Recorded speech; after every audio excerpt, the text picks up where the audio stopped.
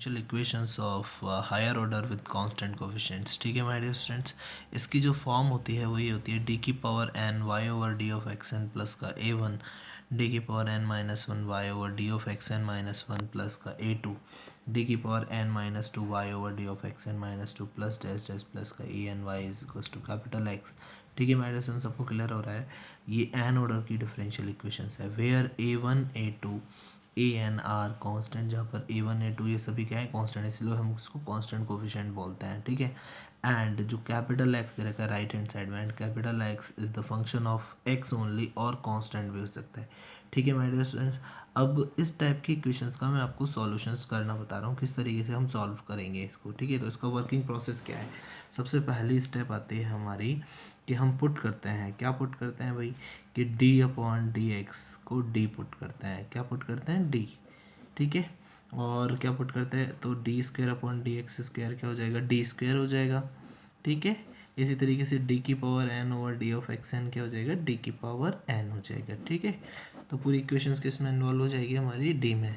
तो ये हो जाएगी हमारी इक्वेशंस डी की पावर एन वाई इसका ए वन, डी की power n minus one y plus का ए टू, डी की power n minus two y plus dash dash dash dash plus का a n equals to capital X. ठीक है my dear, सबको clear हो रहा है? A n y equals to capital X. ठीक है, अब पूरे में से y बाहर करेंगे तो जाएगा डी की पावर एन प्लस का ए वन, डी की power n minus one plus a two, d की power n minus two plus dash dash plus का ए एन, और y बाहर इक्वस टू कैपिटल एक्स। ठीक है माय डियर स्टूडेंट्स, ये हमारा दो स्टेप हो गए हैं। ठीक है, अब क्या करेंगे? थर्ड स्टेप पे हम सॉल्यूशन एज्यूम करेंगे। सॉल्यूशन एज्यूम करेंगे, let y is equals to C F plus P I with a solution of given equation। ठीक है, अब what is C F? C F को हम बोलते हैं, सी एफ क्या होता है हमारा? कॉम्प्लीमेंट्री फंक्शन होता है, complementary functions.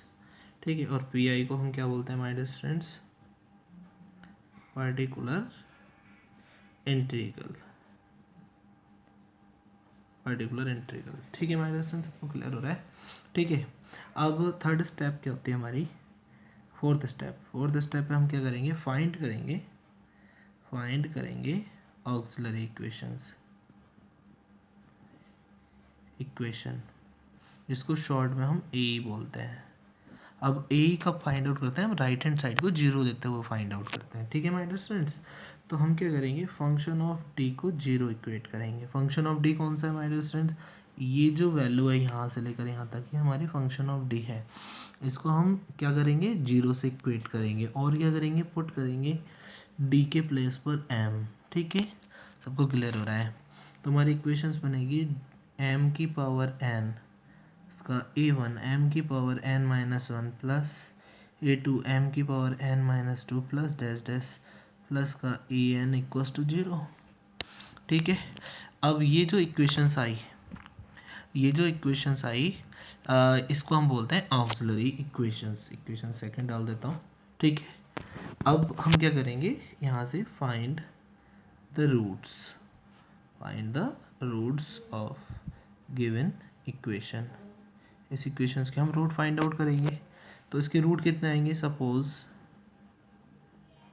The roots are कितने आए? m is equal to m1 m2 and dash dash mn, n roots आएंगे। ठीक है माय डियर स्टूडेंट्स, सबको क्लियर हो रहा है? अब मैं आपको बता रहा हूँ methods of finding C F कैसे फाइंड आउट करते हैं। सी एफ के हमारे केसेस बनते हैं यहाँ से कि भाई केस फर्स्ट होता है हमारा सी एफ का कि if the roots are real and different. Root कैसे हों? रियल हों और डिफरेंट हों। तो मान लीजिए रूट आए हमारे m is equal to m1 m2 m3 and dash dash mn roots. ठीक है माय डियर स्टूडेंट्स, तो ये से कैसे रूट है? रियल और डिफरेंट है। तो हमारा इस कंडीशन में सी एफ हो जाएगा C1 ई की पावर m1x प्लस C2 ई की power m2x plus dash dash plus का Cn ई की पावर mnx।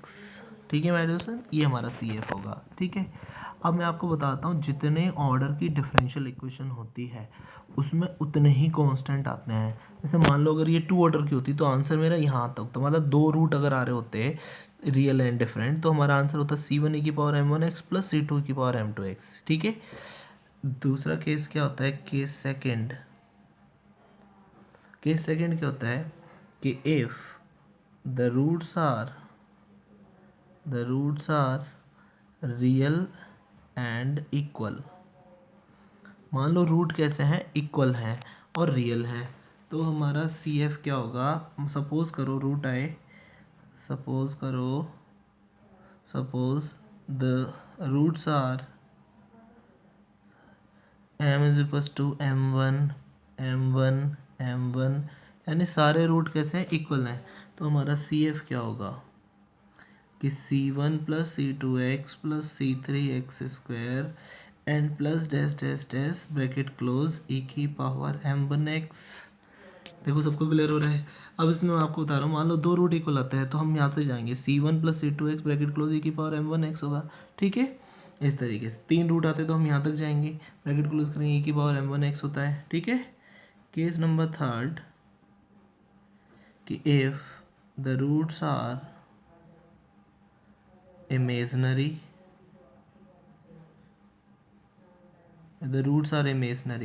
यानी मान लो रूट आए m is equal to alpha plus minus I beta के फॉर्म में, इमेजनरी रूट, जहाँ पर आई क्या है, कॉम्प्लेक्स नंबर है, तो हमारा सी एफ क्या होगा, ई की power alpha X C1 cos beta X plus C2 sign beta X. ठीक है मेरे स्टूडेंट्स, ये हमारा सी एफ होगा। ठीक है, अब केस नंबर फोर्थ में आपको बताता हूँ। केस नंबर फोर्थ क्या होता है कि if one root is different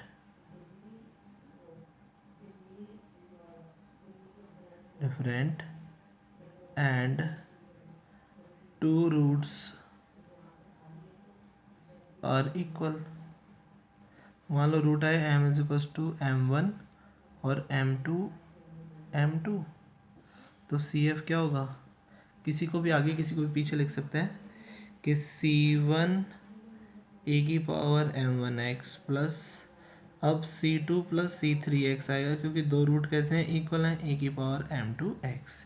ठीक है माय डियर स्टूडेंट, देखो सबको क्लियर हो रहा होगा। ओके, केस फिफ्थ और होता है हमारा कि case if the roots are in the form m is equal to alpha plus minus root beta के फॉर्म में, तो सी एफ क्या होगा, ई की power alpha X C1 cos hyperbolic root beta X plus C2 sine hyperbolic root beta X. ठीक है my dear student, तो ये तो हो गए सी एफ के केस। अब पी आई कैसे फाइंड आउट करते हैं, पी आई का फॉर्मूला होता है RHS upon F D, function of D, ये पी आई फाइंड आउट करने का फॉर्मूला होता है।